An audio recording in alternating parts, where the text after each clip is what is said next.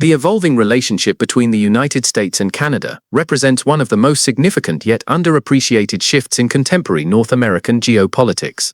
For generations, the two nations operated under assumptions of mutual dependence and shared strategic interests that seemed permanently embedded in the continental security architecture. Recent economic policy decisions have tested these assumptions in ways that reveal both the fragility of established partnerships and the speed with which long-standing alignments can be reconfigured when fundamental interests diverge.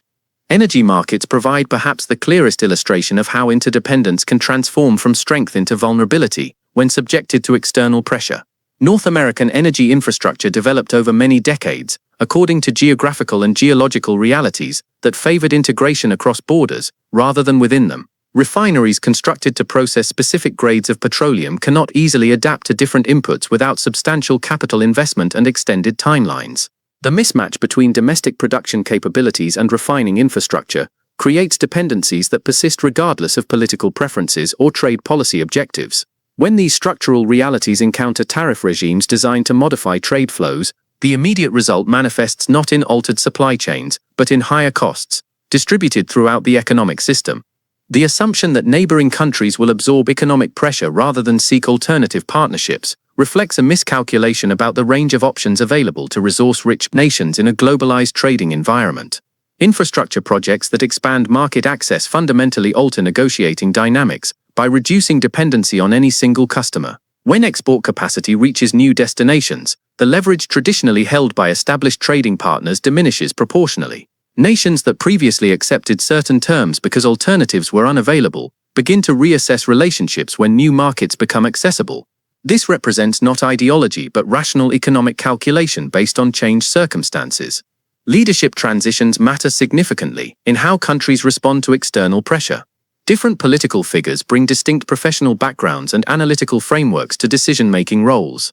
Experience in international financial institutions provides perspectives quite different from those developed in domestic political environments. Individuals who managed monetary policy during global economic crises approach trade disputes with different tools and different thresholds for acceptable risk than those whose careers centered on electoral politics and public messaging. The shift from one type of leadership to another can therefore produce discontinuous changes in national strategy that appear more dramatic than they would be under more gradualist transitions. The concept of energy independence carries rhetorical power that often obscures technical complexities. Production volumes tell only part of the story when different types of petroleum serve different industrial purposes. The chemical composition of crude oil varies substantially depending on source geology, and these variations determine which refining processes can effectively convert it into usable products. Infrastructure built around one type of input cannot instantly pivot to another without transforming the physical plant itself. Claims of self-sufficiency that ignore these technical constraints create policy expectations disconnected from operational realities. The resulting gap between stated goals and achievable outcomes generates confusion about why anticipated results fail to materialize. Manufacturing integration across borders creates efficiencies through specialization and optimization of production sequences. Components move between facilities according to comparative advantages in specific manufacturing processes. This model reduces costs and improves quality when borders function as administrative boundaries rather than economic barriers.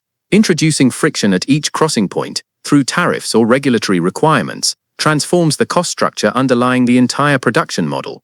The accumulated impact of multiple border crossings for individual products means that modest tariff rates can generate substantial total cost increases. These increased costs flow through to final prices or compress profit margins, neither of which supports the stated goal of enhancing domestic manufacturing competitiveness. The automotive sector demonstrates how deeply integrated supply chains have become across North America. Vehicle production involves thousands of components sourced from multiple countries and assembled through processes distributed across numerous facilities. The logic of this distribution follows efficiency calculations about where specific manufacturing operations can be performed most effectively. Disrupting these arrangements requires not merely policy changes but physical reconstruction of production facilities, retraining of workforces, and establishment of new supplier relationships. The timeline for such transformations extends across years rather than months, creating extended periods during which costs rise without corresponding improvements in domestic capacity. Strategic partnerships between nations reflect assessments of reliability and mutual benefit that evolve based on experience. When established relationships become sources of economic disruption rather than stability, Affected parties naturally explore alternatives that might provide more predictable environments for planning and investment. The diversification of trading relationships represents risk management, rather than abandonment of previous partnerships. Nations seeking to reduce concentration risk in their export markets will pursue multiple strong trading relationships rather than exclusive dependence on any single partner, regardless of historical ties or geographical proximity. The emergence of new bilateral relationships between countries previously separated by both geography and political alignment signals significant shifts in how nations perceive their strategic interests. When a country that shares security agreements and intelligence partnerships with one major power begins establishing deeper economic ties with a rival power, the implications extend beyond trade volumes. Resource flows, technology transfers, and investment patterns all carry strategic dimensions that affect security calculations. Critical materials necessary for advanced manufacturing and defense applications become less reliably available to traditional partners when producers establish alternative markets for these resources. Agricultural sectors often find themselves targets of retaliatory measures during trade disputes, precisely because their products can be sourced from multiple origins, and because they represent politically significant constituencies in many countries. When major agricultural markets simultaneously impose barriers, producers face compressed demand without corresponding reduction in supply, driving down prices and incomes. The geographic distribution of agricultural production means that trade disruptions concentrate economic pain in specific regions, creating localized economic distress that may not register fully in national economic statistics but carry substantial political and social consequences. Border regions exemplify how integrated economies function through countless small-scale transactions that collectively generate substantial economic activity. Cross-border shopping, tourism, and business travel create interdependencies that extend beyond formal trade in goods. When policies reduce these flows, the impact concentrates in communities that developed specifically to serve binational markets. The economic model supporting border towns assumes continued exchange, and disruptions to that exchange eliminate the foundation of local prosperity. Decline in cross-border movement translates directly into reduced business activity, lower employment, and diminished tax revenues for affected communities. Institutional review mechanisms embedded in trade agreements create predictable moments when accumulated tensions can surface as explicit renegotiation demands or decisions to withdraw from existing frameworks. These scheduled review points function as decision nodes, where countries must actively choose to continue existing arrangements rather than allowing them to persist through inertia. When relationships have deteriorated since the previous review, these moments become opportunities to demand substantial revisions or to exit agreements that no longer serve perceived national interests. The approach of such deadlines concentrates negotiating pressure and forces explicit choices about future direction. The construction of alternative security and defense partnerships outside traditional alliance structures represents a fundamental shift in how countries organize their strategic relationships. When nations that previously coordinated security primarily through one set of institutional arrangements begin establishing parallel frameworks with different partners, the architecture of international cooperation fragments. Defense procurement agreements, joint military exercises, and intelligence sharing arrangements all carry implications for which countries will operate most effectively together in potential future crises. The emergence of security relationships that bypass traditional alliance structures suggests reduced confidence in the reliability of those traditional arrangements. Economic coercion operates most effectively when the targeted party lacks alternatives, and when the party applying pressure can sustain costs longer than the target.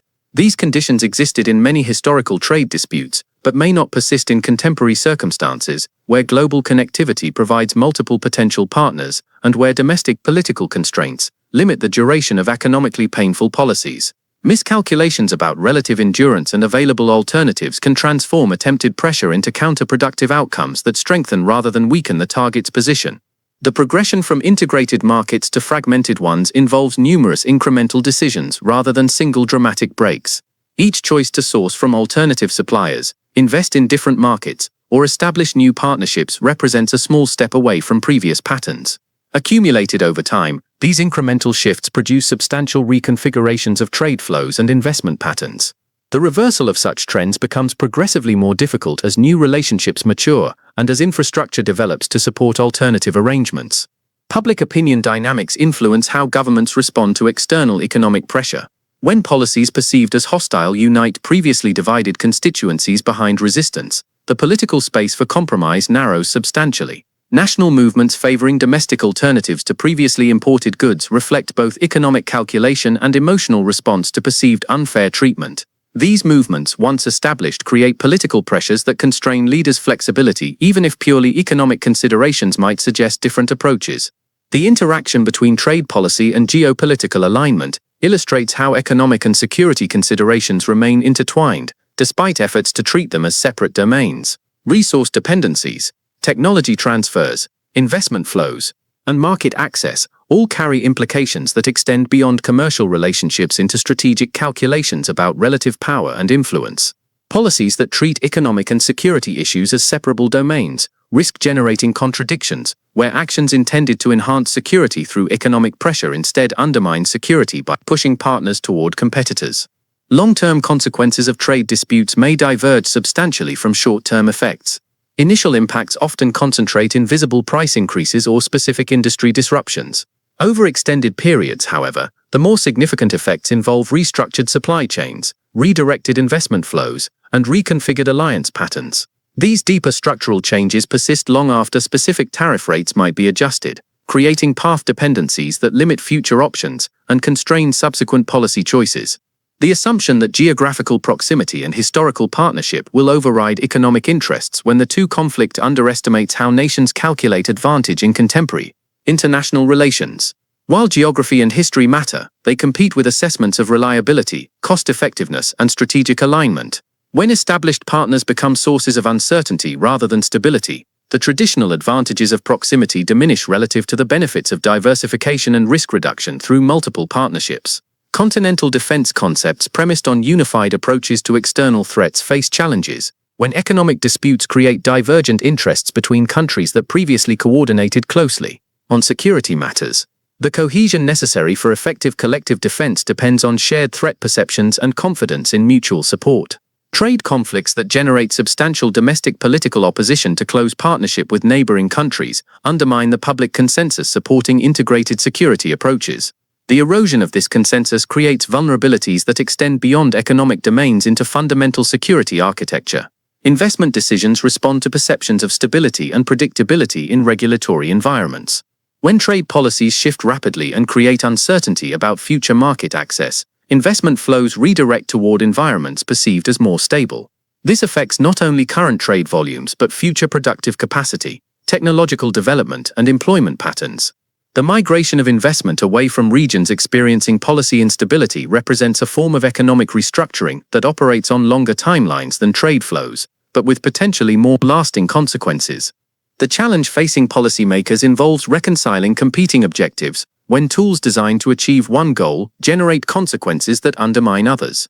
Measures intended to protect specific industries may raise costs for consumers and downstream manufacturers. Policies designed to demonstrate strength and resolve may reduce flexibility necessary for diplomatic resolution. The navigation of these trade-offs requires clear prioritization of objectives and realistic assessment of achievable outcomes, given available leverage and counterparty options. As critical decision points approach, the range of possible futures widens substantially. Outcomes could include renewed cooperation under modified terms, continuation of current tensions with gradual adaptation, or more dramatic restructuring of relationships that seemed permanent just years earlier.